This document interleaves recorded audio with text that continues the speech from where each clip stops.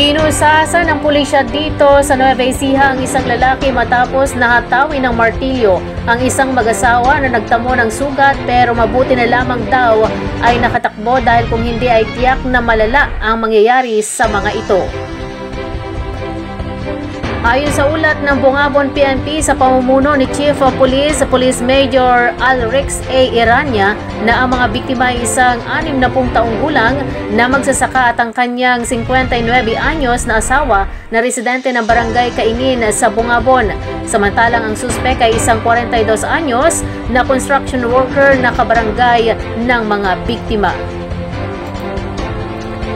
Sa imbestigasyon ng pulisya ay sinasabing nangyari ang insidente habang nasa labas ang lalaking biktima nang bigla siyang sinugod ng suspek na may dalang martilyo at ipinalo sa biktima.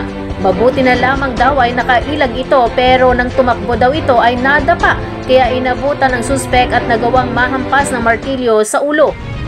Sakto namang dumating na ang misis nito na aawat sana, pero maging siya ay pinukpok na rin ang martilyo ng suspek.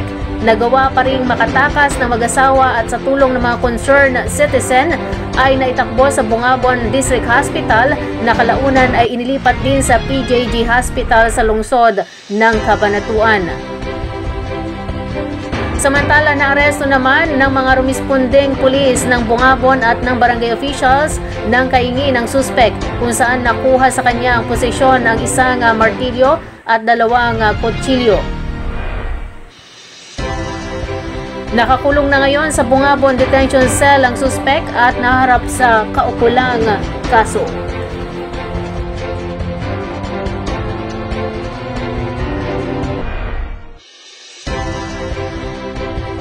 Apat na individual ang arestado sa magkakahiwalay na anti-illegal drug operations sa lalawigan ng Nueva Ecija ng madaling araw nitong Pebrero 11, na humantong sa pagkakasamsam ng nasa 178,976 pesos na halaga ng shabu.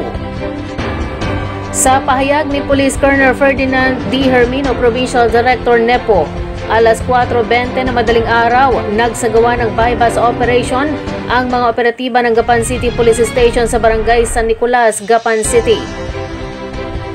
Nagresulta ito sa pagkakaaresto sa 2 lalaki na nagsabwatan umano sa pagbebenta ng ilegal na droga. Nakumpiska sa 2 ang kabuang 25 gramo ng shabu na nagkakahalaga ng 170,000 pesos. Nauna rito dakong 1:45 ng umaga nang isagawa ang bypass operation ng mga tauhan ng Cabanatuan City Police Station sa Purok 2, Barangay Valley Cruz, Cabanatuan City.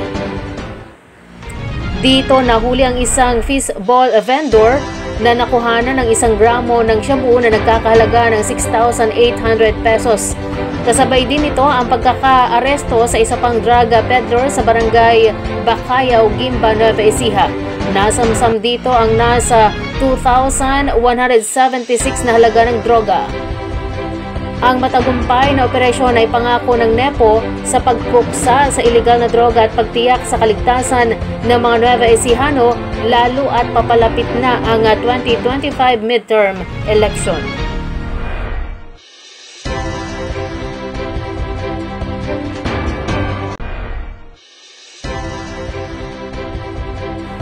Formal nang binuksan ng SM Foundation, ang social good arm ng SM Group, ang college scholarship program nito na may mga aplikasyon mula Pebrero 1 hanggang Marso 31 taong 2025.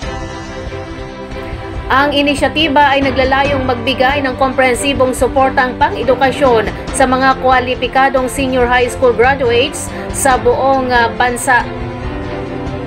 Kasama sa scholarship package ang buong tuition coverage, buwan ng stipend at bayad na internship na pagkakataon sa loob ng SM Group sa mga semester break. Para sa academic year 2024-2025, tatanggap ang foundation ng mga aplikasyon mula sa mga nagtapos sa pampublikong paaralan at mga kwalipikadong mag-aaral sa pribadong paaralan na benepisyaryo ng DepEd voucher na may grade 10 na pagkumpleto mula sa mga pampublikong paaralan. Ang nasabing programa ay nakatulong na sa higit 4,000 nagtapos mula noong ito ay nagsimula noong 1993 na nakatuon sa mga pangunahing akademiko kabilang ang computer science, engineering, business, accounting at education sa mga partner na kolehiyo at universidad sa buong Pilipinas. Ang scholarship sa kolehiyo ng foundation ay nagsasama ng personal na pag-unlad, mga aktibidad sa pagpapayaman at suporta sa akademiko. Lumalahok ang mga scholar sa mga workshop at pagsasanay sa pagbuo ng pangkat na idinisenyo upang mapahusay ang kanilang kahandaan sa lugar ng trabaho. Maaaring suriin ng mga interesadong aplikante ang mga kinakailangan at isumiti ang kanilang mga aplikasyon sa pamagitan ng www.sm-foundation.org. Ipinagpapatuloy ng SM College Scholarship Program ang educational advocacy ng yumaong SM Group founder Henry C. Sr. na nagtatag ng scholarship na may matibay na paniniwala sa kapangyarihan ng edukasyon sa pag-unlad ng komunidad.